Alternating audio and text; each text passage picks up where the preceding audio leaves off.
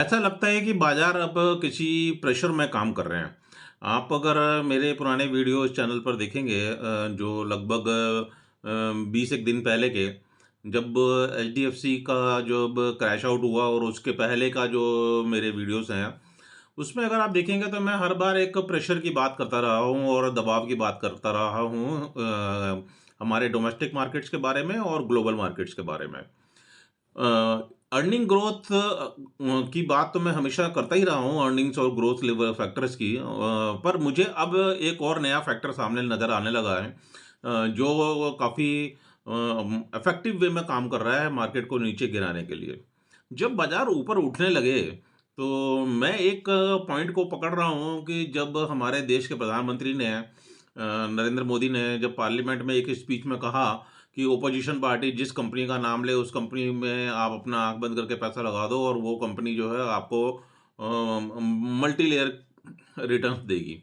उसके बाद से बाज़ार में सरकारी कंपनियों के अंदर काफ़ी सारा निवेश आने लगा और सरकारी कंपनियों ने बिल्कुल बेतरतीब तरीके से जो है वो हाइक बनाया अर्निंग्स और ग्रोथ फैक्टर को साइड में रखते हुए। और अब जो फैक्टर मुझे नज़र आ रहा है वो एमटीएफ का फैक्टर नज़र आ रहा है। आप कहोगे कि साहब ये एमटीएफ का है। एमटीएफ होता है मार्जिन ट्रेडिंग ट्रेडेड फंड्स, जिसमें आपके पास में अगर 25% पैसे हैं, सपोज़ 1 लाख रुपया का आपको माल लेना है, तो आपने अगर 25,000 रुपए ब्रोकर को दे दिए तो 75,000 रुपए ब्रोकर जो है वो आपके उस ट्रेड में ऐड कर देता है और आप उसको ट्रेड कर पाते हैं। वो होल्डिंग्स आपके पास पड़ी रहती है जिसके ऊपर जो रेस्ट ऑफ 75% होता है उस पे ब्रोकर कुछ नॉमिनल चार्जेस के भी लेते हैं इंटरेस्ट के रूप में। अभी आप देखें कि बड़ी प्रेशर सेलिंग होती है, जब होती है तो प्रेशर की सेलिंग होती है और एकदम से जो आज हुआ भी।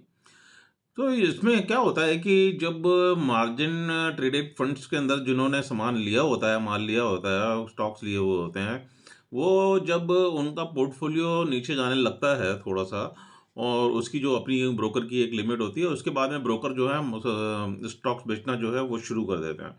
ये प्रेशर सेलिंग तभी आती है जब मार्जिन कॉल्स ट्रिगर होते हैं कि उनको पैसा चाहिए होता है, वो इन्वेस्टर को या ट्रेडर को मैसेज भेजते हैं, उनको वो फ़ोन करते हैं कि भई कि पैसे जमा कराओ, आपका शॉर्ट हो रहा है। वो पैसे नहीं जमा करा पाते, उतनी देर में उनका सामान कटने लगता है और माल कट जाता है और उसके बाद में एक के बाद में दूसरे का नंबर, दूसरे के बाद में तीसरे का नंबर, ऐसे करते-करते एक ब्रोकर से दूसरे ब्रोकर के ऊपर चलती है। इस तरीके से आप देखोगे आज भी जो है बड़ी ह्यूज सेलिंग एकदम से शार्प सेलिंग हुई। मार्केट जो है वो कल के हाई के बाद में आज गैप अप ओपन हुए और गैप अप ओपन होने के बाद में फिर वो वहाँ से जब उन्होंने धीरे-धीरे करके जो है वो फॉल बनाया और उसके बाद में तो बड़ा स्पीड फॉल बनाया सेकंड हाफ के अंदर। जब ये स्पीड फॉल होता है तो इसमें ज़्यादातर जो है मार्जिन जो वाले जो कॉल्स होते हैं वो ट्रिगर्स होते हैं। जो जिनके पास में मार्जिन का शॉर्ट होता है वो कॉल्स ट्रिगर होते हैं और वो हुआ आज साफ-साफ नज़र आ रहा था। मैं पहले भी वीडियोज़ में कहता आ रहा हूँ और अभी भी कह रहा हूँ कि 21,000 का स्तर बाज़ार को तोड़ना चाहिए। अगर बाज़ार ने वापस ऊपर जाना है और ऊपर और हाई जाना है, तो बाज़ार को 21,000 का एक बार स्तर तोड़ना चाहिए। वहाँ पर जाने के बाद में तोड़ने के बाद में वैल्यूएशन थोड़े सही हो जाएँगे, उसके बाद में फिर आगे काम बन सकता है।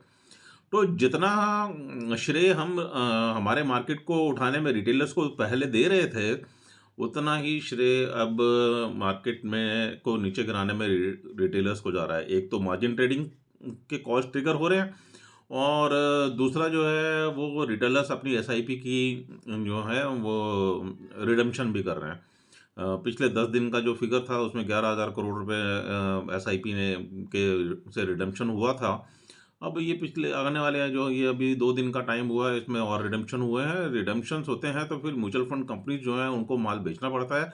जो भी भाव बाज़ार में चल रहा हो उस भाव में मार्केट में उनको माल बेचना पड़ता है। तो ये सब चीज़ें फैक्टर्स हैं और इन सब के ऊपर जो है अर्निंग्स और ग्रोथ का फैक्टर है।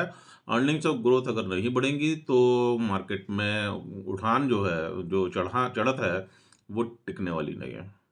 तो थैंक यू वेरी मच। फिर मिलेंगे।